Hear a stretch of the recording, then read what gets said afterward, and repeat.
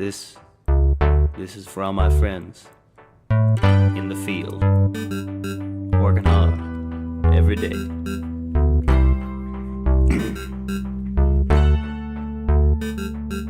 Damn, it feels good to be a peasant. A real peasant ass serf plows a field right. A real peasant ass serf never runs his fucking mouth, cause his tongue will be cut out if he starts a fight. Some serfs be boasting about their pitchforks, showing yonder folk how they got one. But real peasant ass serfs don't brag about their tools, cause real peasant ass serfs don't wanna be one. Now all is mighty merry in the mind of this agrarian, going round sowing my seed. I still know the score even though I can't count, and I'll school you even though I can't read. So all I got to say to you goat milking, wool jerking, pre-industrial pheasants, when an angry mob is forming, what the fuck you gonna do? Damn, it feels good to be a peasant. It is Thursday, December 7th, 2017. This is the Dissident Peasant Podcast. I'm your host, Jeff, the Dissident Peasant. On today's show, Sam Cedar, drama, and then late update to drama. We will cover the particulars of that situation and give you a unique peasant-based perspective on the situation. Perspective I don't see in a lot of other places. Also on today's show, Al Franken announces that he will be resigning from the United States Senate amid multiple allegations of sexual misconduct. Talk about the appropriate and inappropriate ways, in my humble opinion, to deal with a commitment to truth, fairness, and due process for all people while still maintaining healthy respect for women and girls and the cause of feminism. Also on today's show, the Republican tax bill is pure class warfare. All that and more on today's show. Like I said at the top, I'm your host, Jeff the Dissident Peasant. Thank you for joining me on my weekly hobby. You can always go to dissidentpeasant.com. That is always headquarters for all things peasantry related to me. You can, there's a PayPal button there at that website. You can put money in there if you want to. Don't feel obligated. This is just a hobby of mine, and it's just a platform for me to host a few friends of mine who I think are smart and get a few ideas out there that I feel like aren't getting covered on the left media. The right and center, I am less concerned with.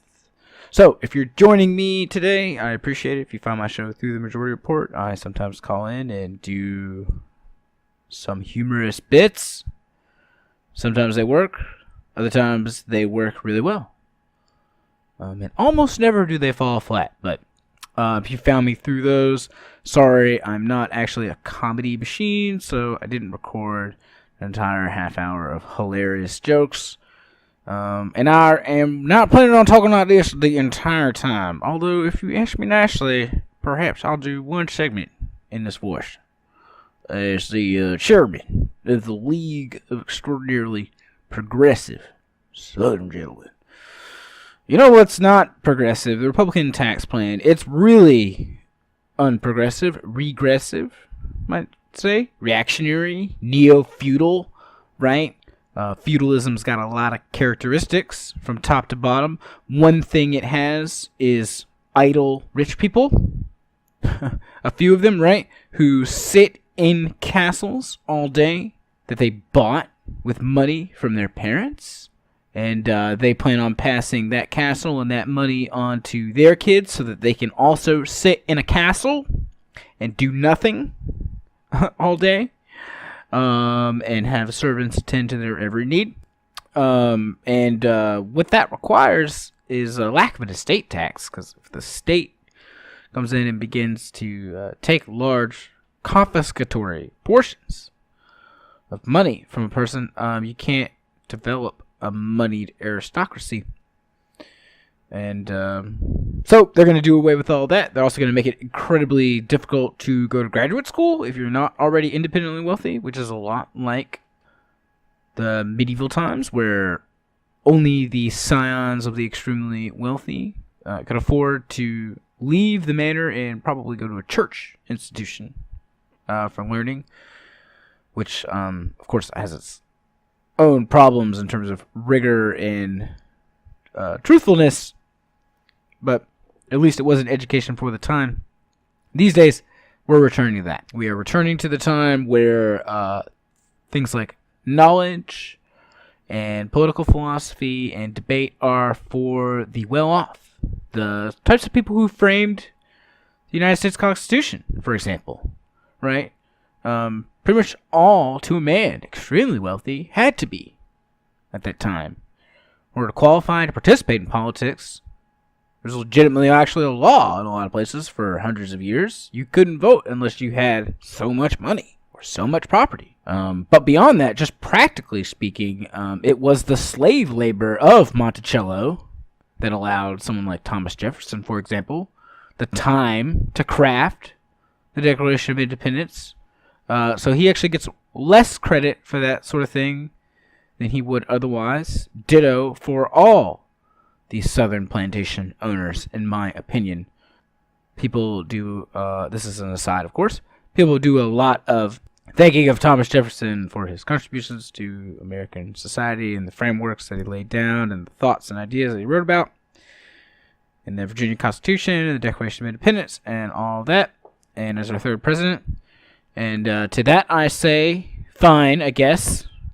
Plenty of people doing that. I want to thank Jefferson's slaves. Thank you, slaves, for keeping this man who neglected to free you at his death, unlike almost every other person who was considered a founding father in the South. Did not free his slaves. 5, all blood relatives of his, only ones he was slaves. Freed, that is.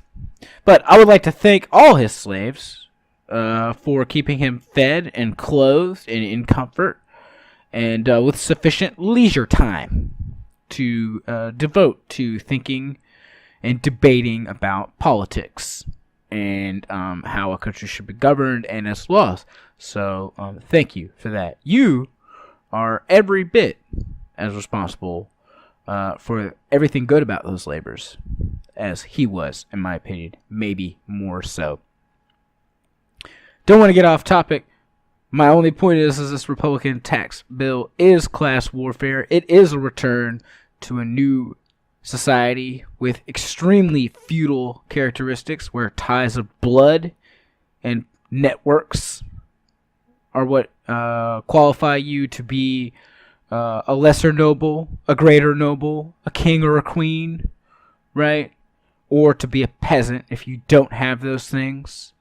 And it's the peasants who pay taxes. It's the peasants whose percentage of their crops is taken away. And it's the peasants whose huts are raided for sacks of grain when times are tough. And that is what is happening. They have told themselves that times are too tough. And so everyone's got to chip in because we got $6 trillion worth of taxes on the wealthy to cut. And we have to offset at least some of that money some kind of way. So it's going to mean you, graduate students, and you, working class people, going to pay more. I just want to make clear that it's disgusting. And it doesn't have anything to do with race or gender or sexual orientation explicitly, right? It is just pure, if you don't have money, we want to take what little money you have, and if you do have money, here's a whole bunch more. It is that simple. It is robbing from the rich, it is robbing from the poor to give to the rich. And this thing's probably going to pass. If you live in a blue state specifically and you have a Republican congressman, I would urge you specifically to contact them through email or fax or phone. If you don't want to call, I understand. Not everyone is up for that. And yes, a lot of emails do just get deleted, but it's not that hard to compose one. And it's really not even that hard to send a fax. So if you can find it in you to do one of those things at least, that would be fantastic. But all cards on the table, I think this bill is probably going to be passed, and so we will add it to our list of extremely important priorities that we want Democrats to tackle if and when they ever claw themselves out of oblivion electorally. I want card check, I want a voting rights bill, and I want this gone. I want this revamped. I want higher taxes on the rich. They have too much money. It's distorting our politics and our economy. And so by itself, even if we don't spend that money on anything, if we take rich people's money and set it on fire, we would still be doing a positive thing, in my opinion. But regardless, like, we have a lot of things that we need to buy anyway, so fine, we'll just use that money. And all you modern monetary theorists, feel free to go ahead and tweet at me. Anyway, just wanted to give you a quick primer on that tax bill. So I want to talk about my inner feminist a little bit, because it's been offended lately by the activities of some people in the Democratic Party and on the left. I'm pretty self-conscious of my inner feminist. It may be less developed than I would like. Nobody can know everything there is to know about everything, right? There's too much to know. The great thing about our modern world is that we don't have to. We can defer to the knowledge and writings, perspectives of other people. And I do my best to do that when I feel I need to. But on this ground I am about to tread, I feel much more confident. And with the resignation announced today of Senator Franken from his own mouth, that he will be stepping down in the coming weeks from his seat in the United States Senate and as Minnesota's representative, I want to state for the record I do have kind of mixed feelings about it. I'm kind of 51-49 he should resign, and have been since basically the allegations started tumbling in and not just one or two. I would be happy to be convinced by other people's perspectives, reasons, for being more certain about that conclusion and that he should definitely resign, and here's why. But I'd also be open to some arguments as to why he shouldn't. But the kinds of arguments that I'm not open to, and the kinds of arguments that I want to talk about, go something like this. This accuser posed for Playboy once.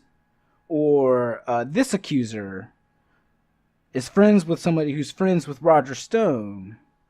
Or here's a picture of this accuser grabbing another man inappropriately. That shit is disgusting to me, and I want to tell you why.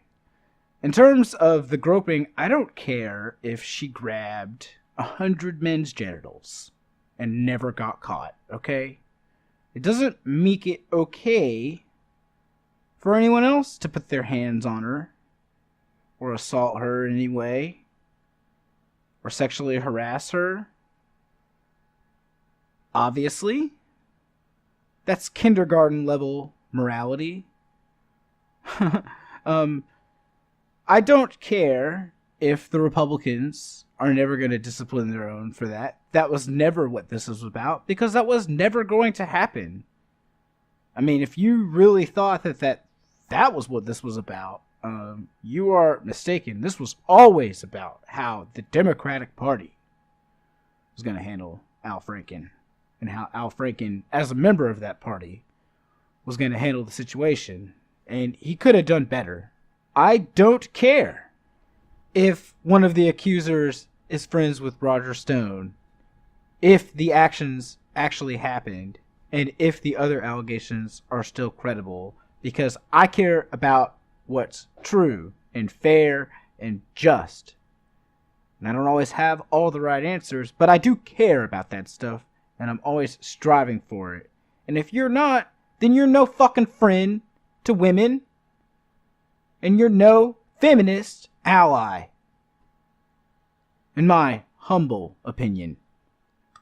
Those are the same tactics that the right uses to smear the accusers of men who are guilty of sexual misconduct of various kinds. And I'm all for a nuanced discussion of that sexual misconduct. I'm not particularly interested in using this platform to parse out a hierarchy of,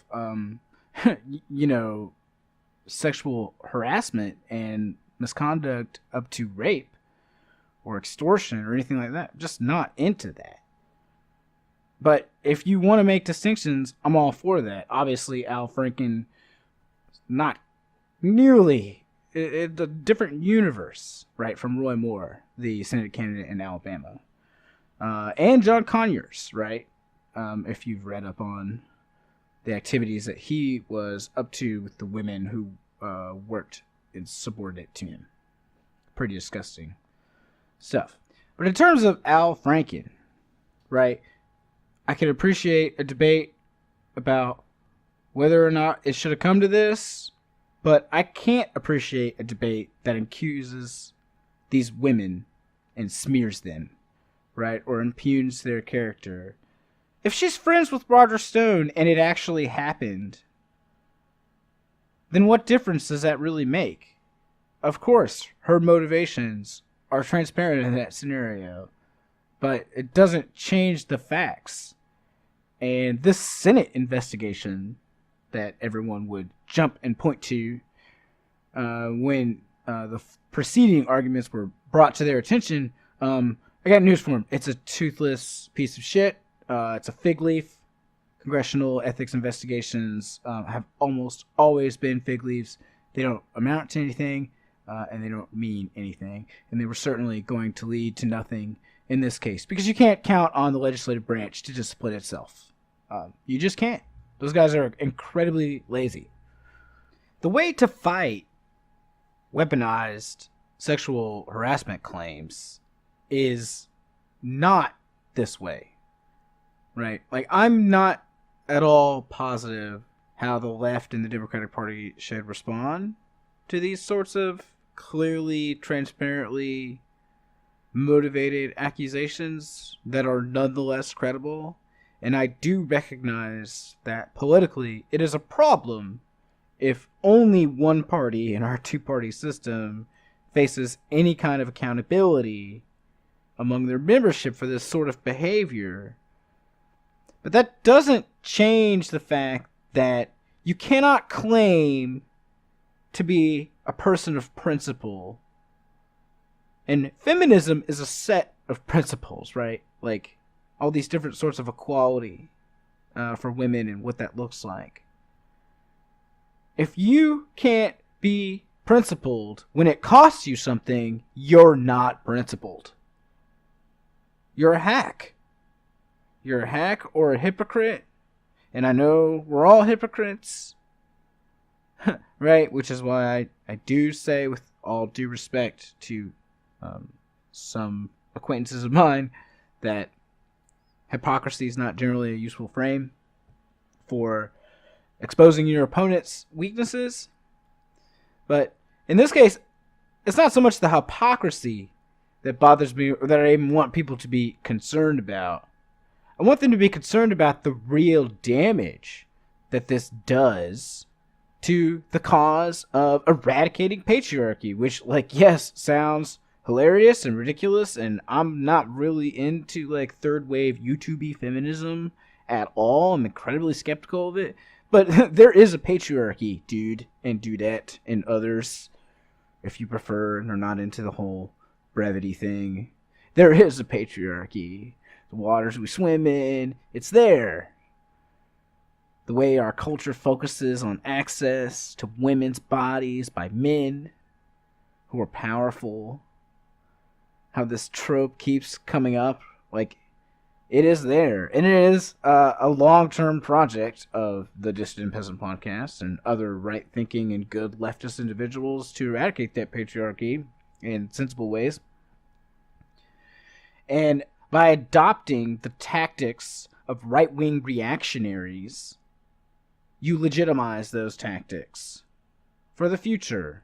And you continue to contribute to an environment in which women who have undergone abuse in the past at the hands of men feel like they can't share their story without being torn down because they haven't lived perfect lives. I'm not really talking about randos on Twitter, by the way, although they should cut that out too. I'm talking about people with access to large media platforms and real dollars and the ears of important people in our political class in this country on the liberal side. And it disheartens me to see them become incredibly mercenary about this stuff. It'd be one thing if I thought that those mercenary instincts were ruthless and effective at propelling the Democratic Party to a position of dominance in this country. But I don't know if you've looked outside or opened a newspaper in the past several years, but that's not the state that we're in. So hark! Not all is lost, not all is darkness.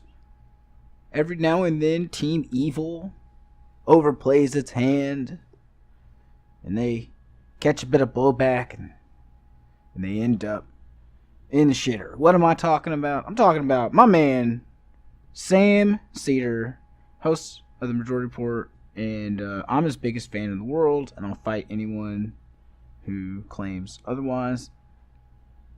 As most people have heard, because you probably found my show listening to that show. And if that's the case, how y'all doing? It's good to see you. But just to catch everyone up, in case you don't know, a largely satirical and ironic tweet that was poking fun at Roman Polanski's defenders. Roman Polanski, of course, the film director, raped a 13-year-old girl and fled the country over it. They were trying to get him back in 2009. Sam beetled them on Twitter. He later deleted that tweet. MSNBC canceled his contract over it. Mike Cernovich did a day of gloating. I spent that entire day basically on Twitter, retweeting and liking stuff and throwing a few dollars at Sam and doing a write-up on the blog.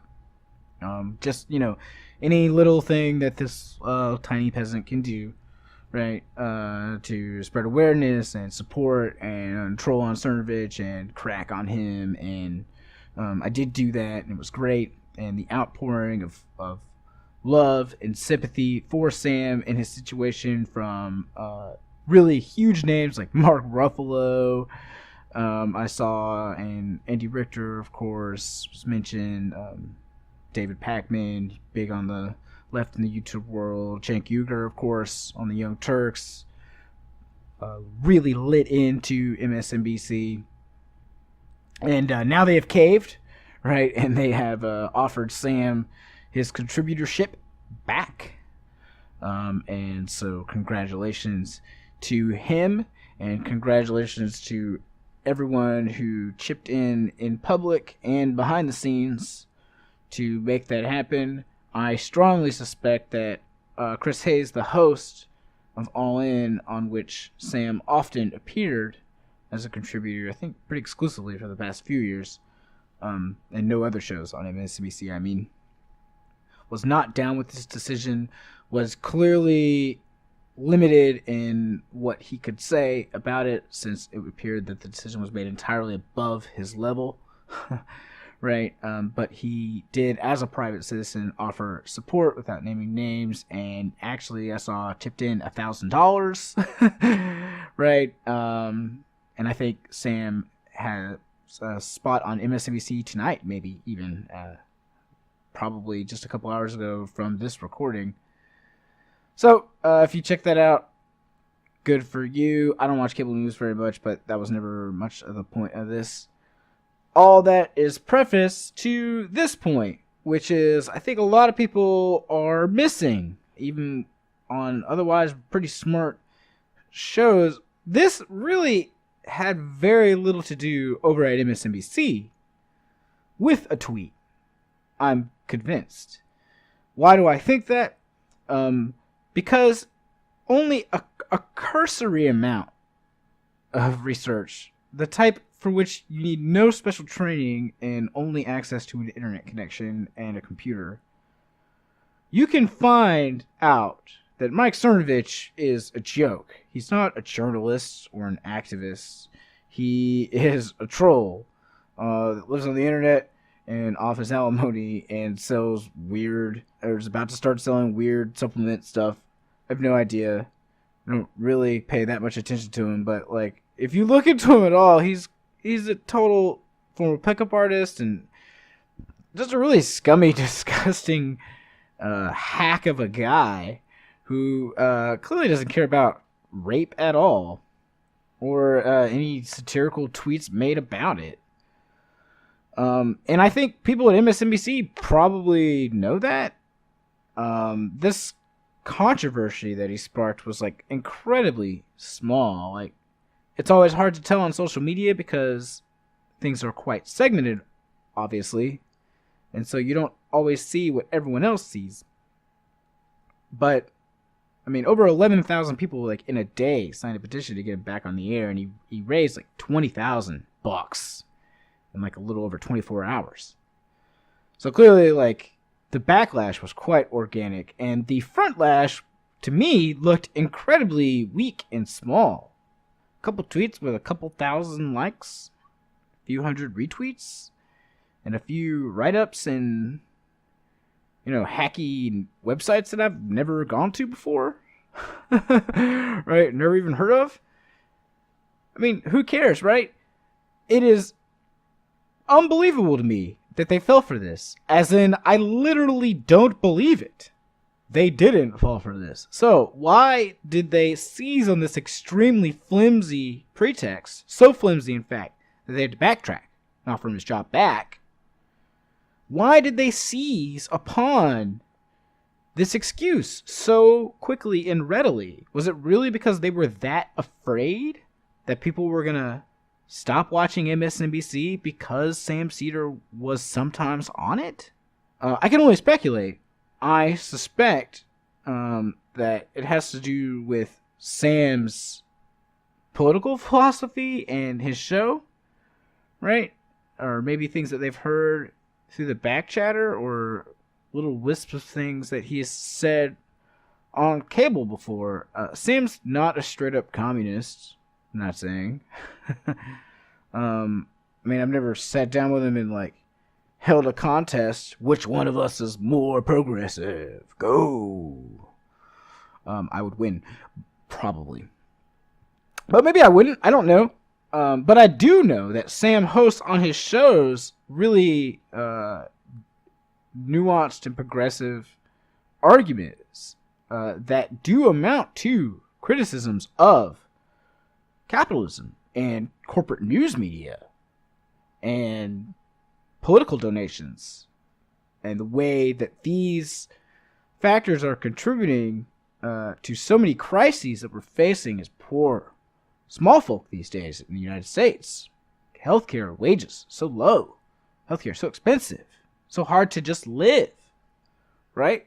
We're becoming serfs, bound to our crappy jobs who can't afford to move. Welcome to the Dissident Peasant podcast. So I don't have any larger point to make other than this, just that MSNBC, the network of the hashtag resistance, like, is never going to be a reliable bulwark against authoritarian thought in this country, or fascists, or bumbling conservatives, however you want to label them, the brainwashed and fucked up right. They're never going to be an effective bulwark on it. They themselves are limited to being a purely reactionary network, if you see, in most shows. And I mean that by small r. Not that they're incredibly right-wing, necessarily, although there is some right-wing stuff on there in terms of, like, corporate taxes and defense contractor sponsoring. But by reactionary, I mean, like, they react to what happens. And then they do stories and video on it, and they are largely following a conversation and not driving it. That's just how news media coverage works in this country. And it's a real problem.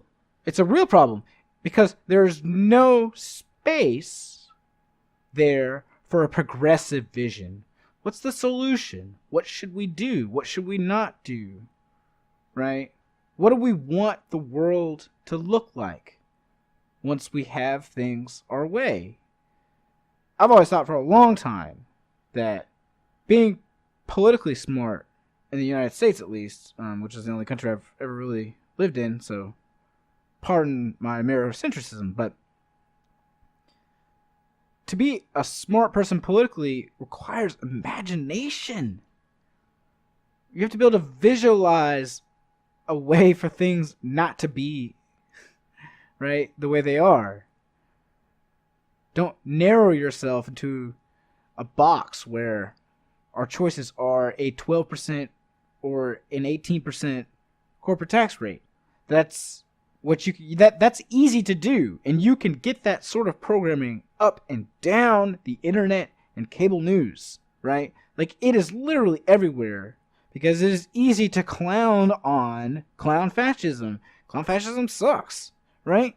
People didn't want this. Trump's not popular. He was never elected by a majority. This is not a democracy. People hate this, right? It's not brave to stand up and say this sucks, and here's why. It's not smart to stand up and say, this is awful. It might be necessary and it might be good to do, but it ain't clever, right? You can get that stuff anywhere. What you get with Sam is people on his show who have perspectives about how things could be different, whether we were go back to a more liberal way of doing things before the Republicans got their hand on welfare reform, or I should say Bill Clinton and his Democrats got their hands on welfare reform. Thank you for that. Very conservative move, right? So we'll just say conservatives. Once they got their hands on welfare reform, in some cases we could go back and that would be an improvement. In some cases we need to look to the future, other models overseas, whatever. Different ways of doing things. And that's what Sam's program offers. That's what he tries to offer, I think, in little snippets on MSNBC. And that's what MSNBC is never going to be a home for. Neither CNN, none of it. You're never going to get a progressive vision on those networks. It's just never going to happen. They've got dick pills and motorized scooters to sell you. So be sure to support independent media with your eyeballs, with your efforts online, with your money if you can. If you don't have money, write a review on iTunes for them, right? Comment on one of their videos. Share the show with a friend. Post it on your Facebook. Do something. If you want to give back and you're poor. Because I know everybody's poor these days, right? That's why I really don't hit this podcast up for money very often.